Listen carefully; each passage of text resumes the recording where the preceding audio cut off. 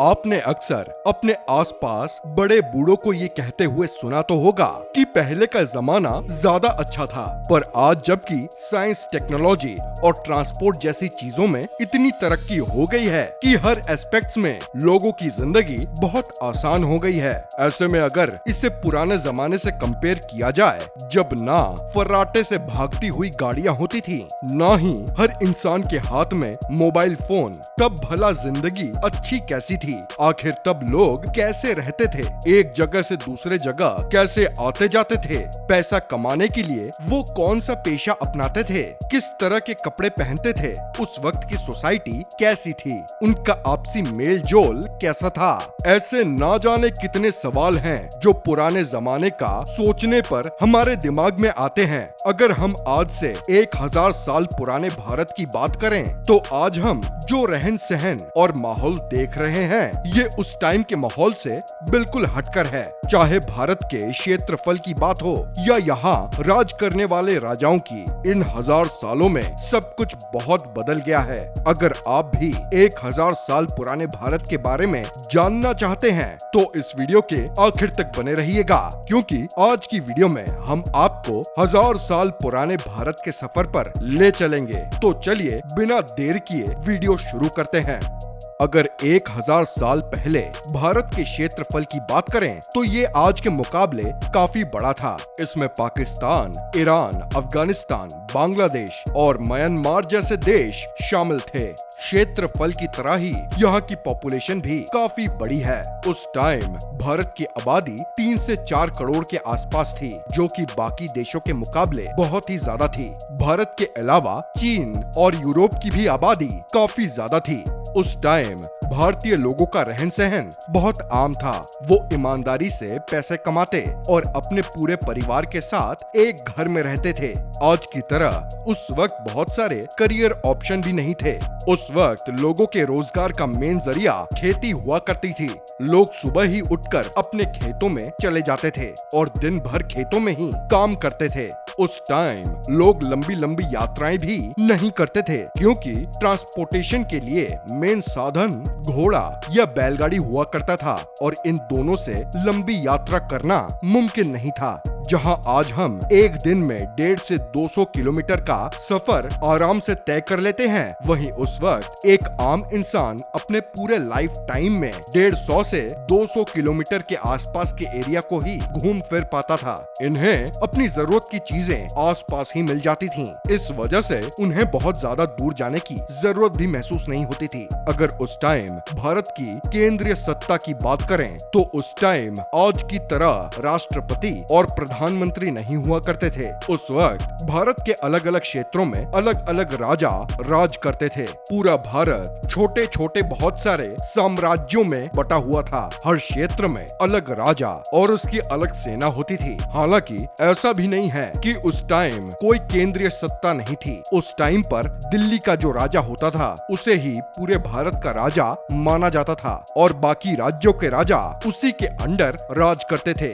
अगर 1000 साल पहले की बात करें, तो उस टाइम पृथ्वीराज चौहान दिल्ली के शासक थे और उन्हें ही भारत का आखिरी हिंदू राजा भी माना जाता है। हालांकि काफी सालों से बहुत से विदेशी राजा भारत की धन दौलत देखकर यहाँ आक्रमण करते आ रहे थे, लेकिन जब पृथ्वीराज चौहान के टाइम में मोहम्मद गोरी ने भारत पर आक्रमण किया, तो इस लड़ाई में पृथ्वीराज चौहान उनसे हार गए और दिल्ली की सत्ता तुर्कों के हाथ में चली गई। भारत पर ये जो सारे आक्रमण होते थे, वो उत्तर पश्चिम की ओर से होते थे। हालांकि बड़ी वजह ये थी कि उत्तरी भारत का इलाका इकोनॉमी के लिहाज से बहुत मायने रखता था, क्योंकि उधर की भूमि बहुत उपजाऊ थी, जिससे यहाँ बड़ी मात्रा में अनाज और दूसरी फसलें पैदा होती थीं। साथ ही साथ यही वो इलाका था जो भारत को चीन, यूरोप, रूस और सेंट्रल एशिया से जोड़ता था, जो कि ट्रेड एंड कॉमर्स के लिहाज से बहुत मायने रखता था। अगर आज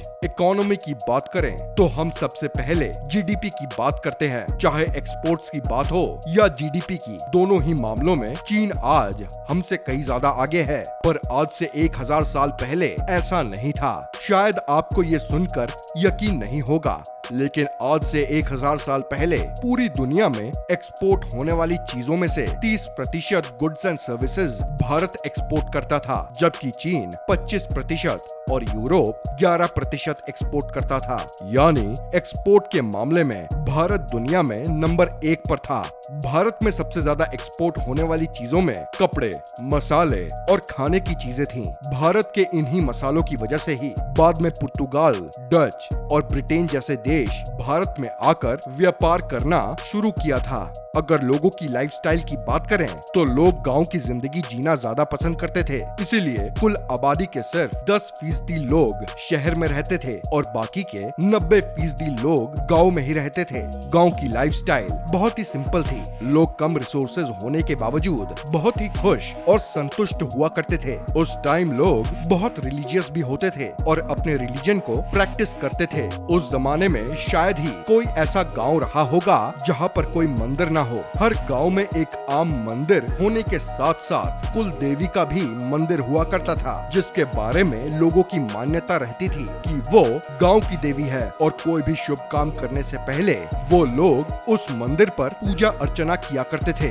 अगर बाजार की बात करें तो बाजार उस जमाने में भी हुआ करते थे, पर वो आज की तरह मॉडर्न नहीं होते थे। उनमें बस जरूरत की कुछ चीजें जैसे खाने पीने के सामान, कपड़े, पूजा का सामान, महिलाओं की साज सज्जा के सामान और रोजमर्रा की जिंदगी की चीजें मिलती थीं। उस टाइम करेंसी सिस्टम भी चलता था, जिसमें छोटे बड़े कई तरह के सिक्के होते थे। इसके अलावा इन सिक्कों के बिना भी किसी चीज के बदले कोई दूसरा सामान भी खरीद सकते थे, जिसे आज के टाइम में हम बार्टर सिस्टम के नाम से जानते हैं। अगर जुडिशियरी की बात की जाए तो उस टाइम में आज की तरह अदालतें और वकील नहीं हुआ करते थे।